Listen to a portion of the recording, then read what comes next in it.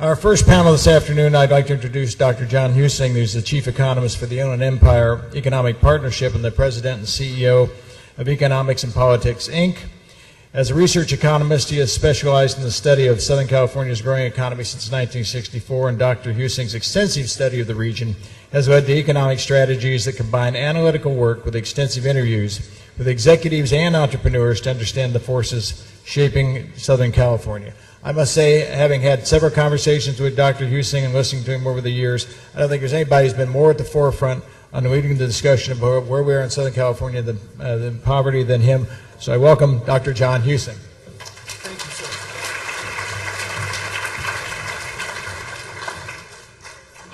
I want to sort of change direction here for a moment to talk about essentially one word. That word is policy.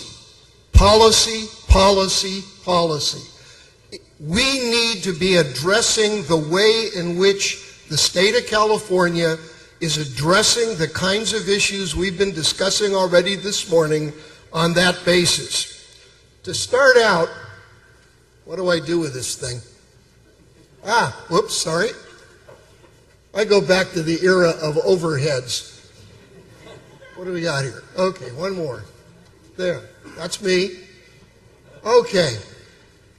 Factually, here's the situation we face in the various parts of the Southern California Association of Governments region.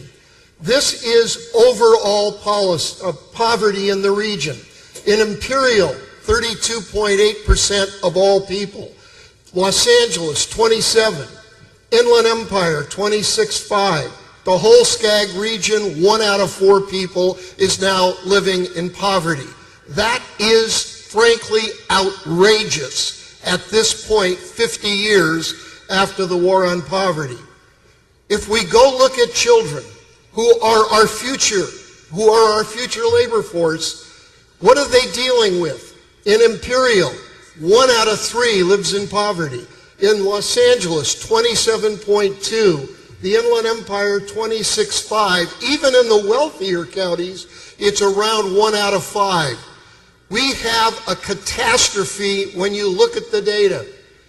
This is a large part of where that comes from. This are the folks who stopped their educations with either high school or less.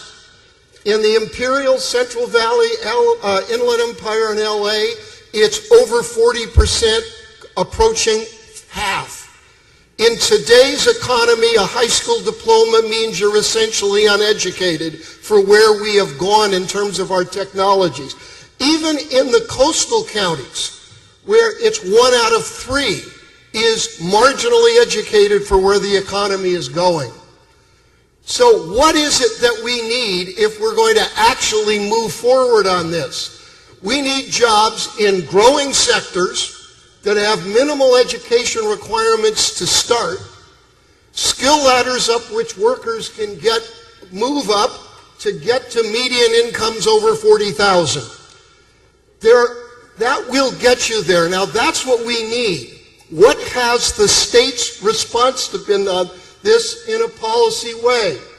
This is one day's LA County business section when I was putting together these slides. What do we find? Nestle's closing in the valley and moving away. We look at California, according to corporate executives, ranked 50th in business friendliness. When we look at where do we stand in terms of small businesses on these sets of issues, they rank us with an F. You may disagree with their opinion. Their opinion counts for why they, 1, don't come to California, 2, if they're here, put their growth elsewhere, or 3, they leave. To kind of underscore that, yesterday, a 1,500 job aluminum plant that was being sited in the Inland Empire canceled. Why? Because California's electrical costs are the highest west of the Mississippi, 50% higher than Colorado, which is the second most expensive manufacturing electrical cost. This is policy in action. Then in that same paper, we had a whole issue on the fact that we are seeing affordable housing turning into jobs or into housing. Look at the bottom. Single-family home prices will run from $400,000 to $1.1 million. That is CEQA in operation with NIMBYs. We're allowing that to happen.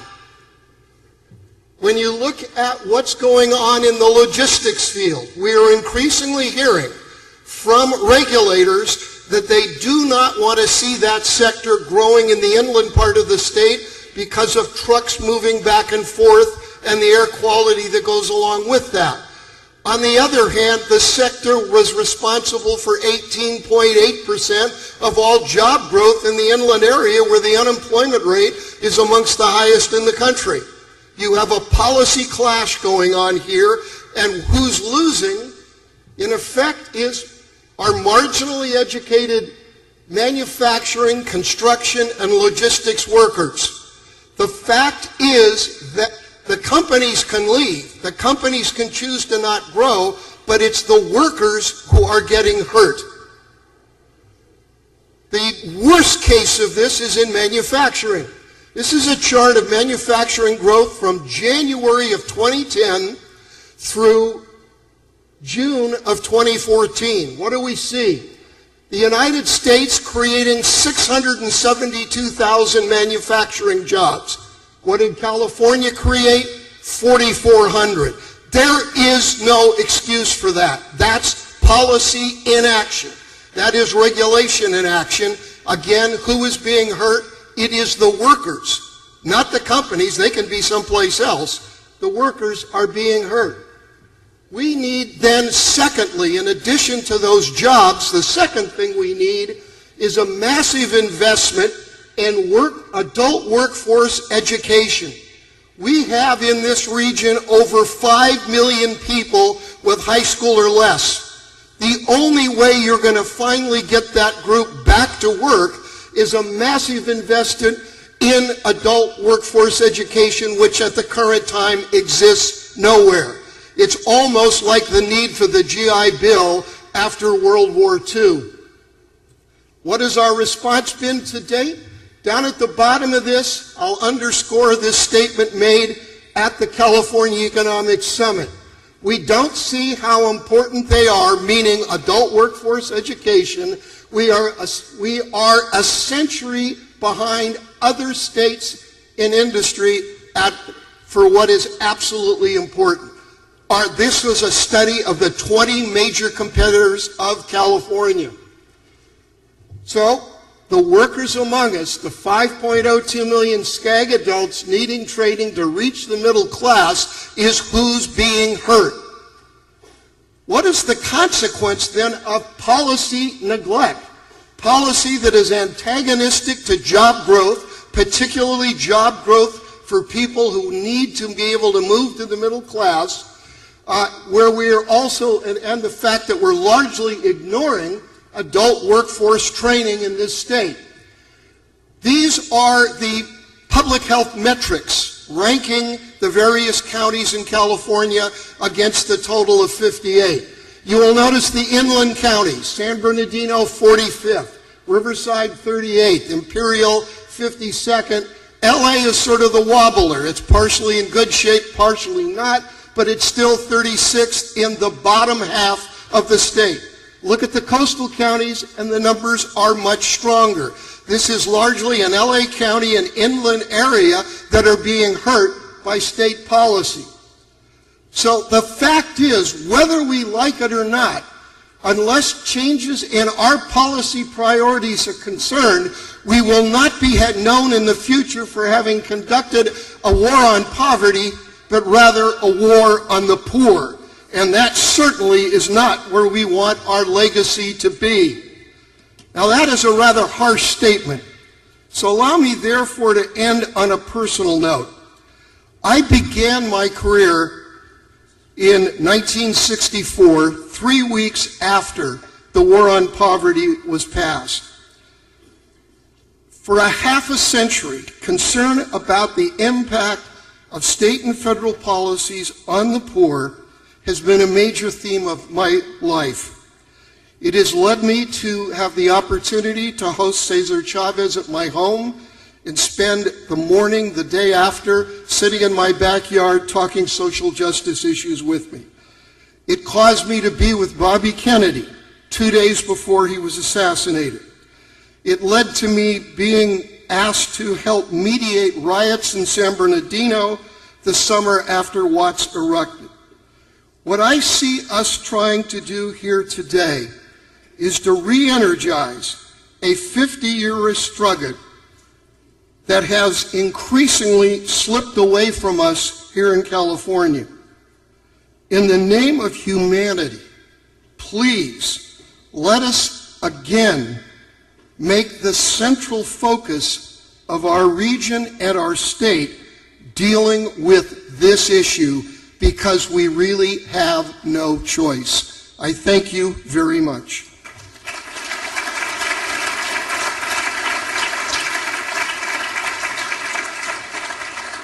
To bring up the panel, allow me to introduce the moderator, my colleague Paul Granillo, the president of the Inland Empire Economic Partnership. The Inland Economic IEP, thank you,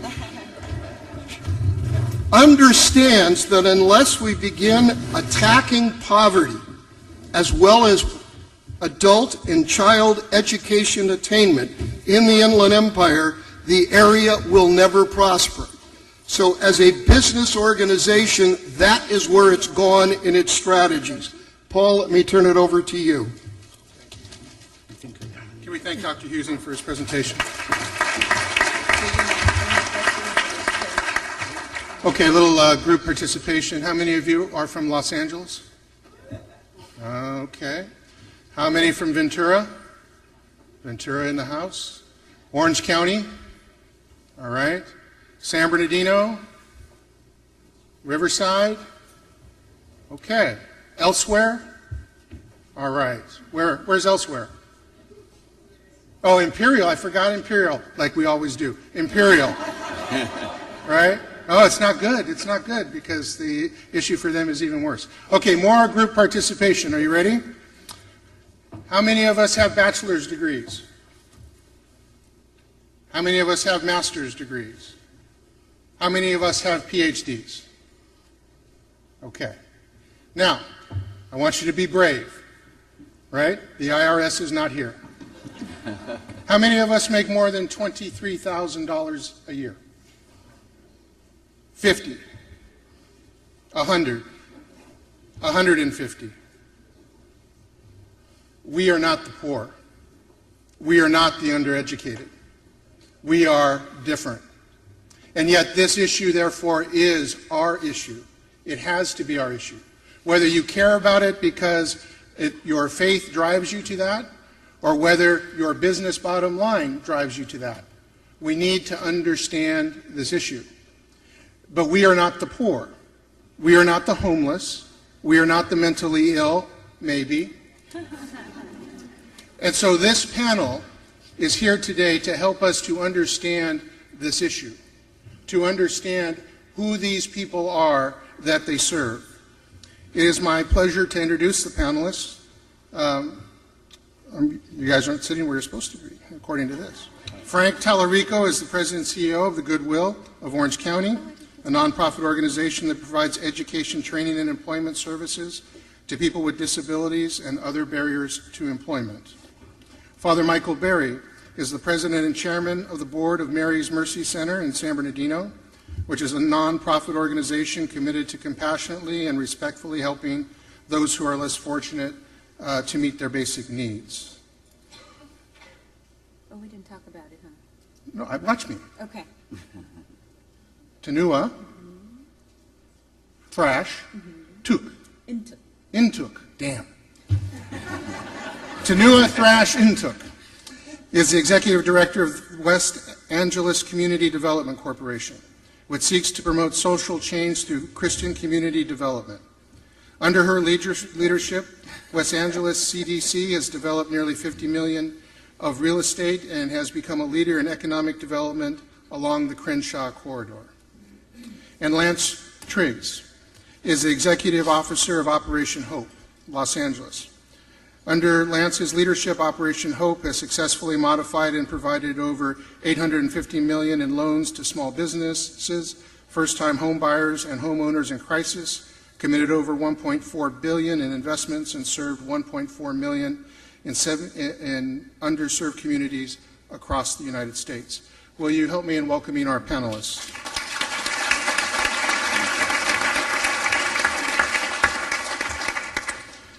So I went to all of your websites to see what you were about, see who you are. And I pulled some quotes that you have on your websites that say a little bit about what your organization it is or why you do what you do. So, Father Michael, I'm going to give you the first question. And the quote that I pulled from your website is, "Blessed are the poor." Can you tell us who the poor are that you serve? We serve in San Bernardino, and we serve the poor there. And the poor are mostly people who come to us each day. We're open 6 days a week, a place called Mary's Table. As Jesus was served at Mary's Table, so will the poor be there. We serve about 8,000 meals a month to them from 11:30 until 1:30. And we've been in operation since 1987. We have African Americans, we have Latinos, we have Anglos, we have very young people, children who come to us, we have the elderly who come to us, we have people who, workers who come because it's a good lunch. They come in for a good lunch. So we serve them, and I've learned a lot from the poor. The poor have taught me more than I think I have given to them, and it is being consistent, being there for them all the times. We do not judge them. We treat them with dignity, and that has really changed over the years, especially because at the beginning there were a lot of fights, and I would break them up, because I'm very strong. And now we don't have too many. We have once in a while, and we learn. It's a constant learning process of how to really treat them with the dignity that that really works for us. In other words, when they come in, they have to eat at table, and we treat them as guests. So again, those are the people. About 8,000 meals. Some change over the years. Some have moved on, gotten better living situations, but some are there constantly. So people would refer to it in a way as a Band-Aid, but somebody has to feed them. Somebody has to take care of them. So in that sense, God has blessed us, since 1987. Thank you. Thank you, Father Mike. So, Lance, from your website, I pulled bridge the gap between the rich and poor. How do you do that? Well, I think the first thing that we do is help teach people the language of money. Whether you are a young person or adult, many of us didn't get the memo in terms of the importance of the language of money. So teaching youth in schools across the country and even in South Africa about financial literacy, entrepreneurship is one way we're able to do that. But then also with adults through our Hope Inside locations, we do that as well. But I would also like to expand the definition of poverty, because we know typically it's based on income and household size. But there's a study that also says that 76% of Americans are living from paycheck to paycheck, meaning they don't have enough money saved over 6 months to cover their debt. And when you look at that alarming statistic, that amounts to probably 238 million Americans, some of us in this room, if we experience an unforeseen event like job loss, health, etc., we can easily find ourselves in poverty. So I want to make sure that we be mindful of that definition, because it's more than the typical face that we talk about in terms of poverty. But again, as the question was asked, we provide financial literacy in schools for young people, because we feel that it's important that that generation understands the language of money so that they're not making the same mistakes as their parents, who also are not understanding the language of money. And then from an advocacy standpoint, making sure that in every public school, financial literacy is taught. Because we think just like the importance of reading and arithmetic, the language of money is just as important. Thank you. Tanua, off your website, I pulled a holistic approach to alleviating the effects of poverty throughout the community. How do you do that? Sure. So first of all, I'm really excited to be here and to be able to even talk about the subject of poverty. Certainly our work is rooted in the Black church and the experience of that in going out and serving the entire community and going beyond the four walls of ministry inside the church. And at West Angeles Church, under the direction of Bishop Charles E. Blake, the focus was that the people were coming to the church not just for spiritual leadership, but we're also saying, Pastor, my lights are out. Pastor, we need something to eat. Pastor, we need somewhere to live. And so our work is really focused on not just helping people where they are today, which is, begins sort of our first touch with a lot of our clients. We consider that our compassion as part of our mission statement. So some of the work that the Father is doing around feeding, around transportation assistance, around shelter referral and shelter housing more directly is the work that we do in that arena. But beyond that, similar to Lance and the Operation Hope, we look for opportunities to help low-income communities really gain a foothold and access to that American dream. And part of that is really all about asset development.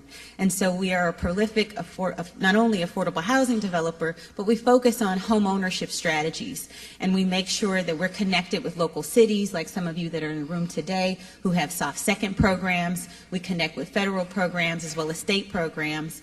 And most recently, for example, we have a match savings account program for individuals who are looking to save for a home. What that means is that if you can save at least $25 a month and probably a little bit more, we'll match that 2-to-1 to assist towards home ownership. So those are our wealth building programs that we do. Our holistic strategy also includes advocacy, because we think that that's critical. A lot of what we've heard today, we're talking about huge infrastructure projects and activities that may be coming to communities, and we want to make sure that local residents, that a diverse set of residents, that those who are really in need of opportunities have a chance to participate. So for example, right in our neighborhood in South Central Los Angeles, sometimes people hear the West Angeles name and think that I'm talking about West LA, but I'm not quite saying that. West Angeles is a name and not necessarily a location, and we're located in South LA. But we have the infrastructure development of a new light rail line in our community.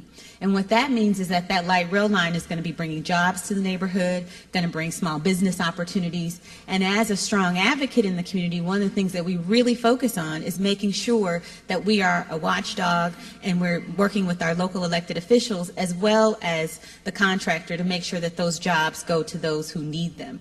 So that's part of our holistic approach. And then finally, it's really all about brick and mortar development. The end of our mission statement talks about a tangible expression of the kingdom of God, and that tangible expression is being able to transform the neighborhood itself so that it looks different, so that we're creating spaces not just for affordable housing, but we're creating spaces for medical centers, for banks, for other retailers to be in the neighborhood. And as I have colleagues who are in the room who are from local cities and other municipalities, we see our work as frontline, but we also see our work in partnership with local cities. Thank you. Frank, the power of work changes lives. Tell us about Goodwill Orange County. Well, Goodwill of Orange County, it's interesting you picked that from the website, because that was actually a modification to our mission statement 2.5 years ago. And I'm very proud of that change because it really encompasses what we're all about. If we want to understand what the power of work does to folks, we have to remind ourselves how Goodwill came to be.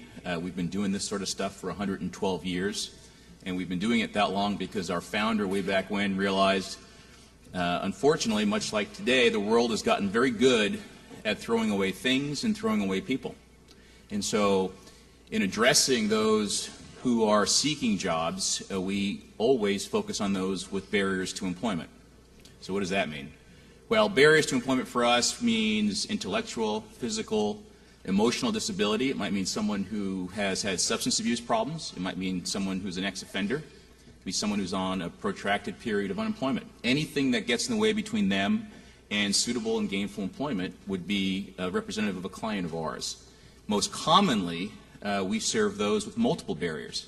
So now you've just gotten real difficult in the services that you can provide, and we do it, I think, very, very well. So the power of work, we believe, changes lives, because if you were to come to our offices, for example, on a Friday, and I've had the pleasure of speaking before groups like this before, and during my portion of my remarks that's interactive, I always ask for a show of hands.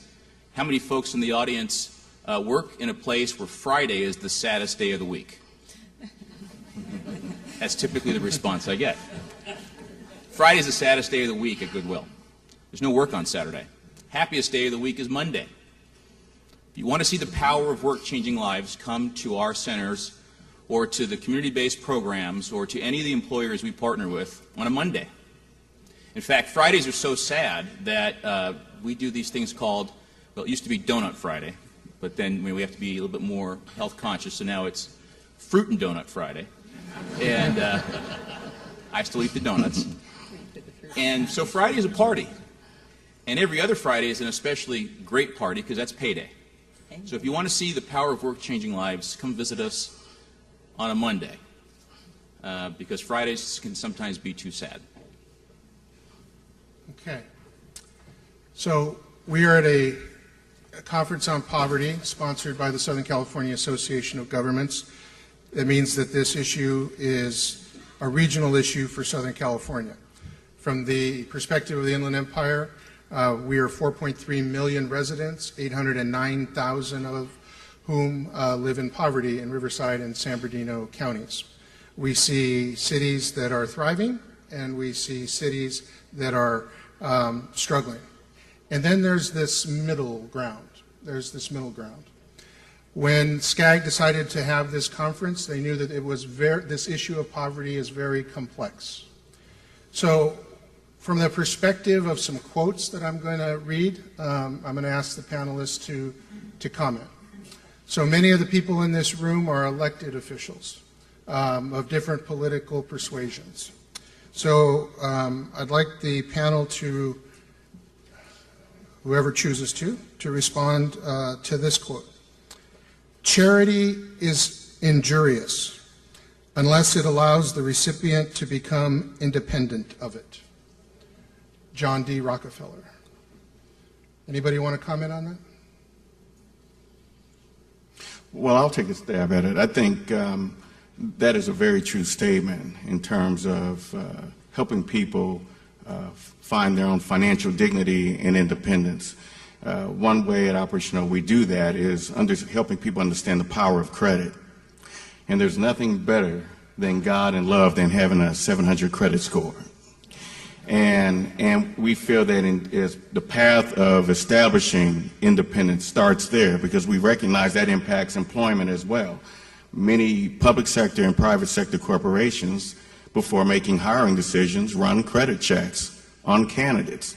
And if you have a sub 700 or subprime credit score, 56.4 Americans have subprime credit scores, it impacts their ability to become independent, financially independent.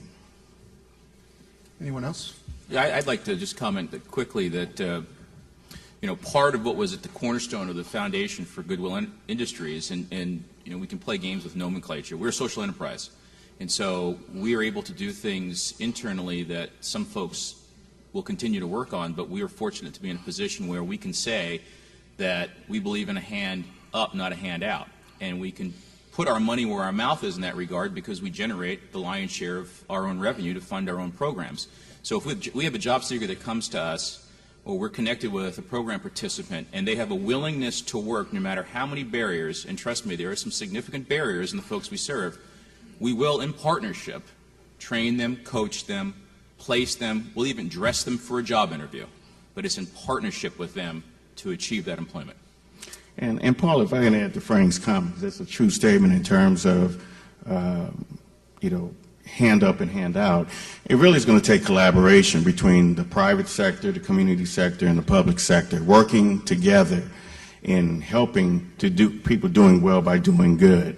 So it's through those collaborative efforts of those three sectors coming together, I think you will help neighborhoods and individuals achieve independence. It speaks directly to what I talked about in my first statement around holistic development and why we are a holistic organization.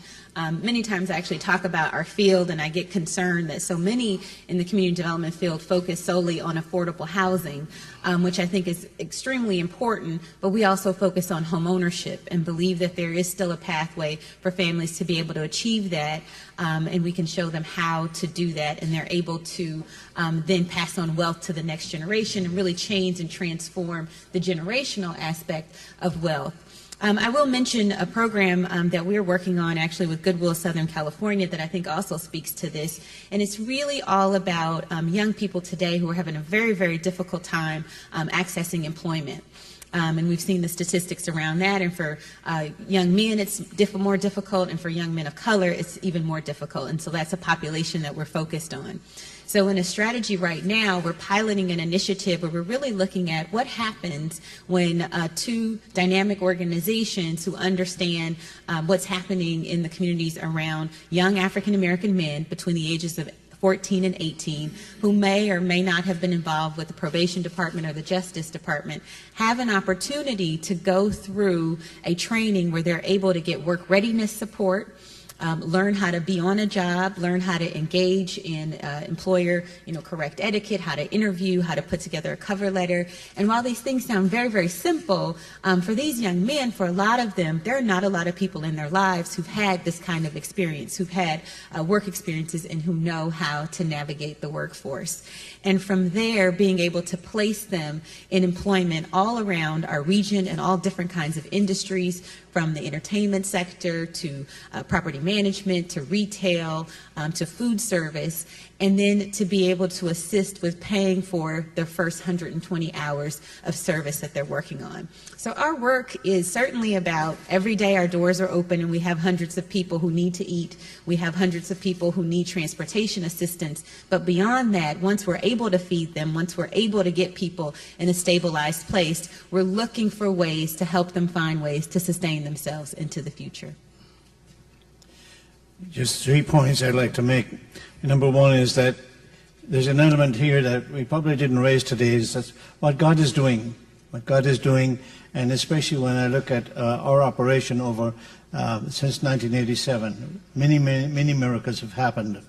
One story, this lady was alcoholic, living in her car. We were feeding her at Mary's table, and I was coming in one day. I don't have a Prius, I have an Echo, and she backed out and hit me, right there in the passenger door, big gouge in there, And she came out and she said, "Well, here's my license," And I said, "What the hell? I mean, what use is a license to me?"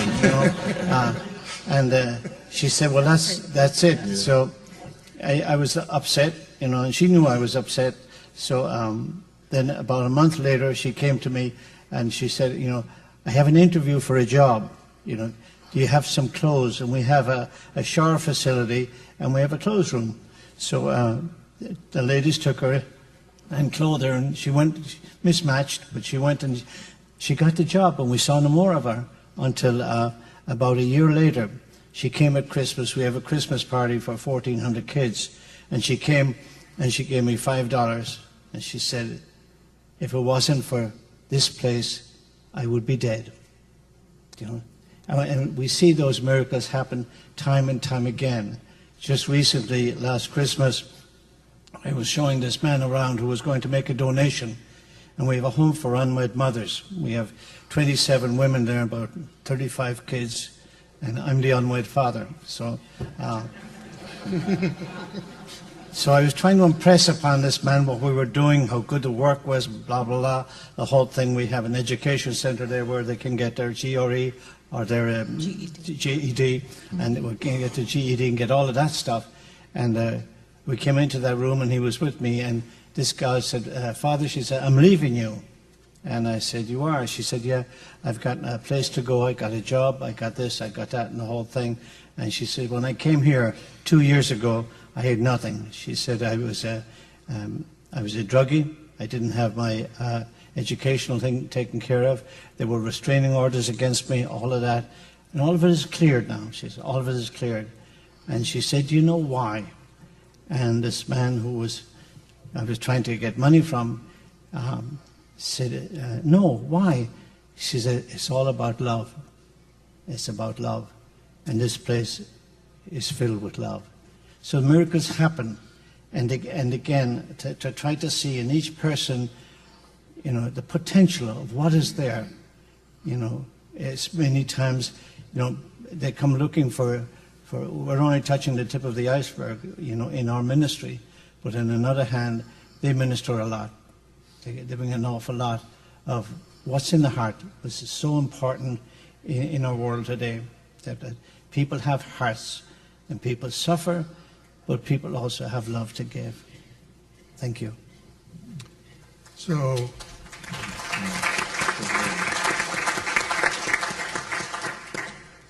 I've also been given the task of trying to get us back on schedule. So we're going to hard stop at 11:30. But I want to switch now to what you have seen that works. When we leave here and go back to our work, what is it that we should be contemplating that might help us to begin to tackle this very complex issue? So the quote I'd like you to put that in context is this: For the war against poverty will not be won here in Washington.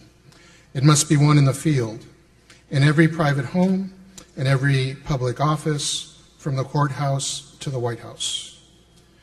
Lyndon Baines Johnson. So what have you seen that works? How do we keep this, how do we stop the slippage?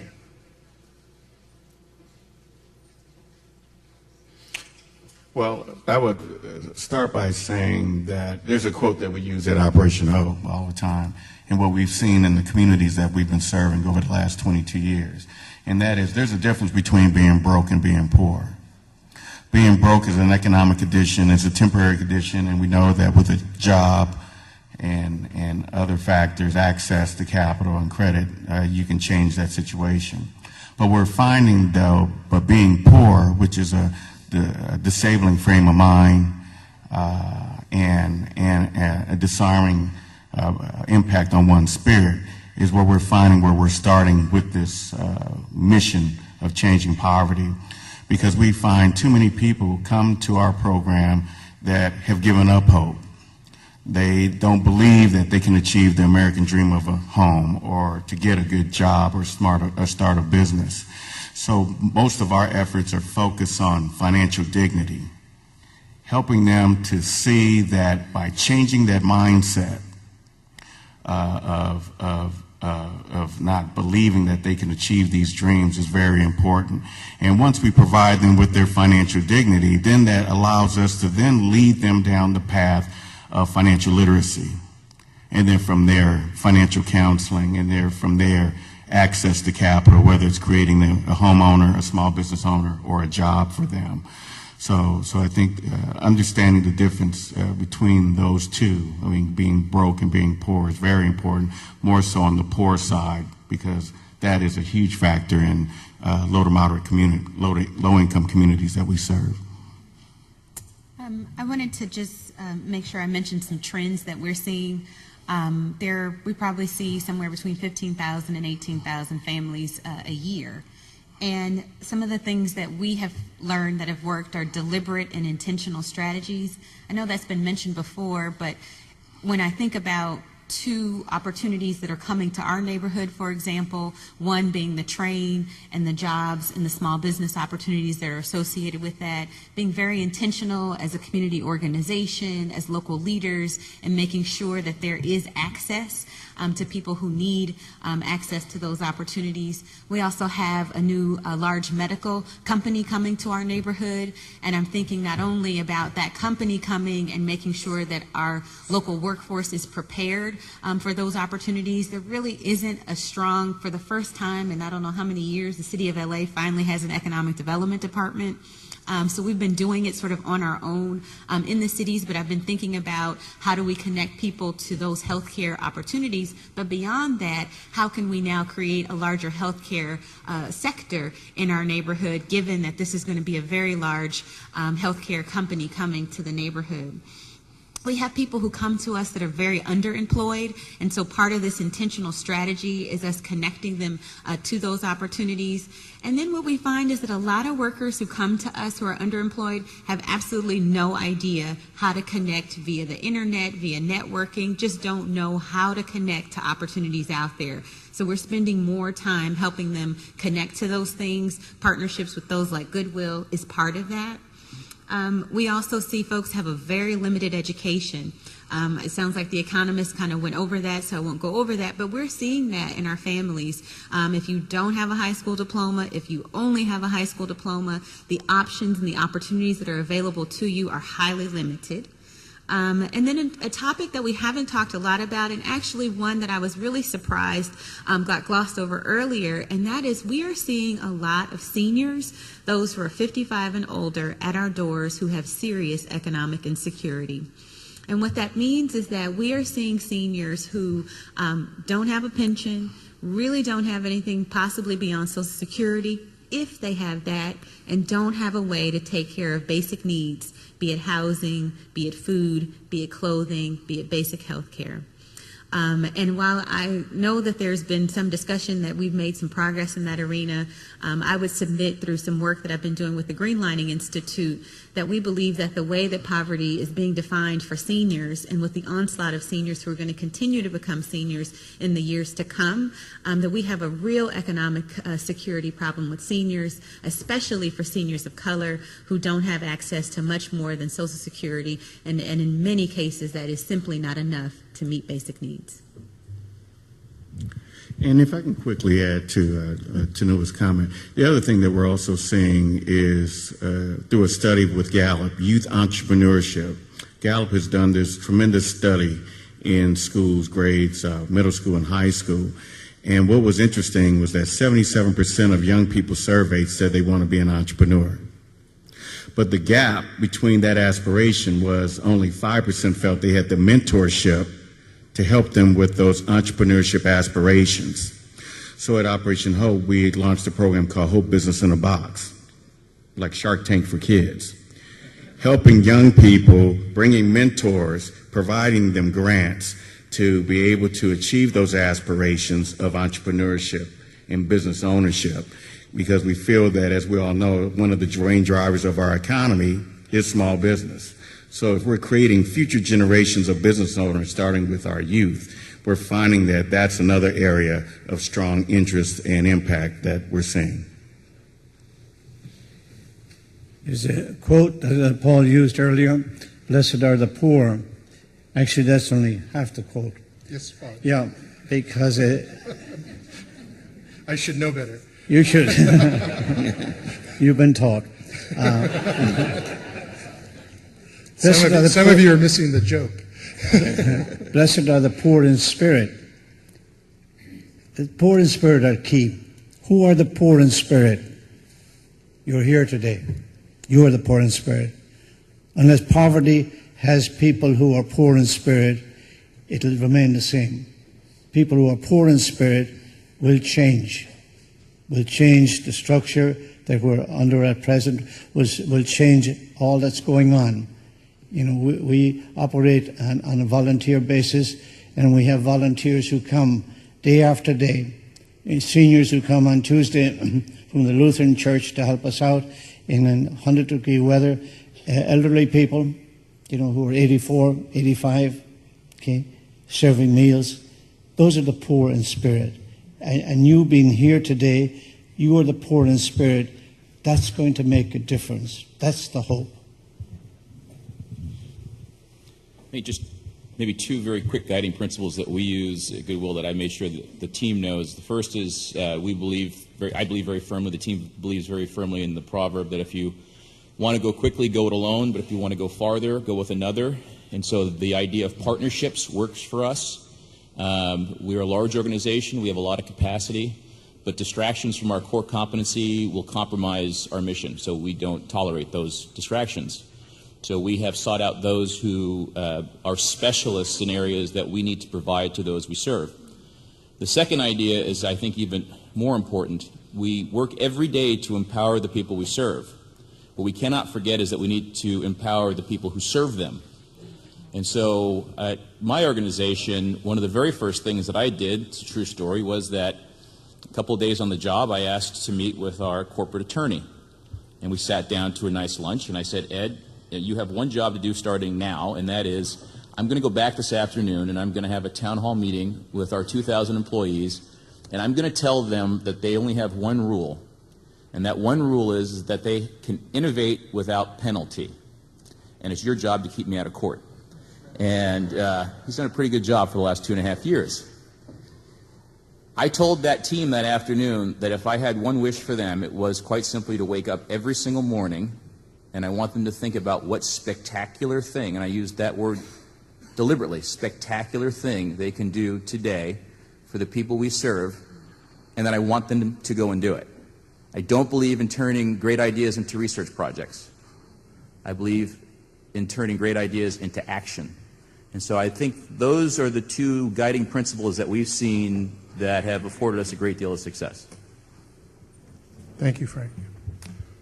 So the hope of this panel was to begin to look at who it is, the human beings behind that word poverty. I want to thank the panel for being here, as well as I'm sure other leaders of nonprofits who are in the room. This is also a great location for the business community and government to interface with those nonprofits, to begin to build partnerships that can help us address this issue. And if that comes from this conference, then we've done good work. So I leave you with one last quote.